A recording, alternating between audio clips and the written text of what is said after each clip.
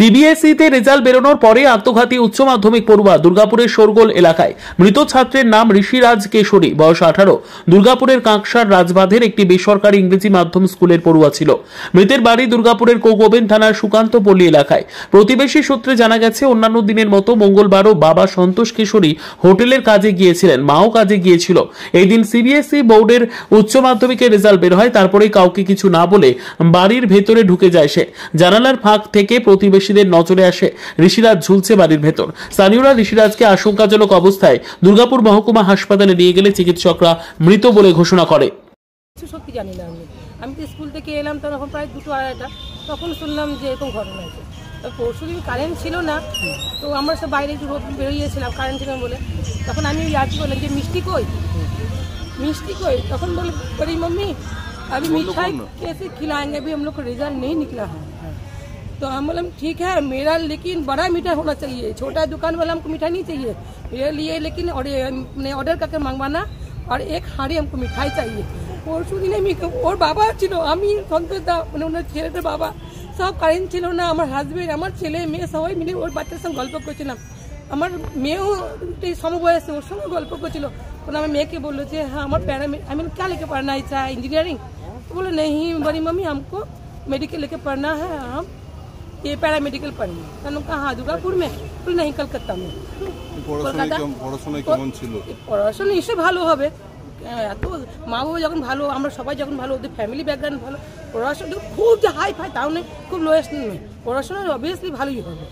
আজকে কি হয়েছে? এবার আজকে কিচ্ছু কেউ ছিলেন বাড়িতে, কেউ ছিল না, মা ডিউটি করে, বাবা আছে।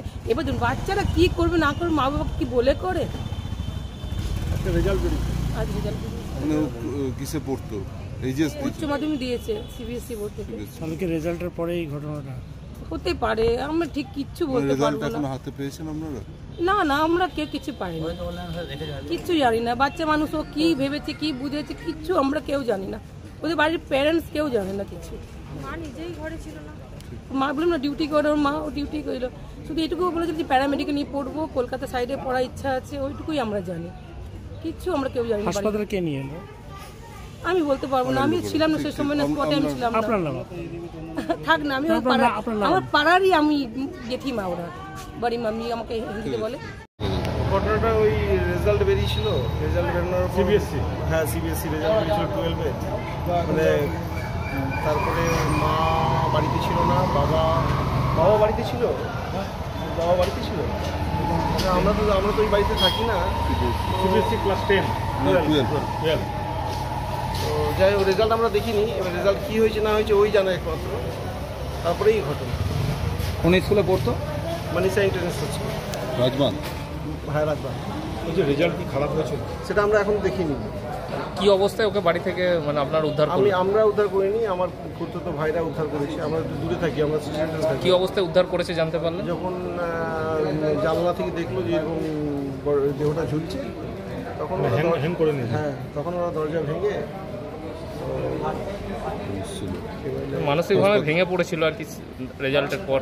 হতে পারে, কারণ এখনো মানে যতক্ষণ না আমরা সব কিছু জানছি ততক্ষণ বলা যাচ্ছে না। কি নাম আছে? ঋষিরাজ কেশরী। ওর বাবা কি করতো? বাবা ওই একটা হোটেলে কাজ করে। বাড়ি কোথায়? বাড়ি আপনার দুর্গাপুর। আপনার নাম? আমার নাম দীপক কেশরী। আপনি কেউ হন সম্পর্কে? আমি জেঠু হই।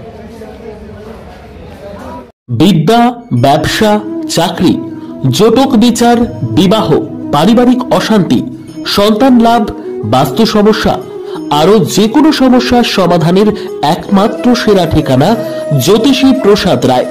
আর দেরি না করে আজই চলে আসুন প্রসাদ রায়ের কাছে। আমাদের ঠিকানা 5A/23 Sepco township, B zone, Durgapur, 713205। Phone নম্বর 7407250555, 9064620441, 8967696309।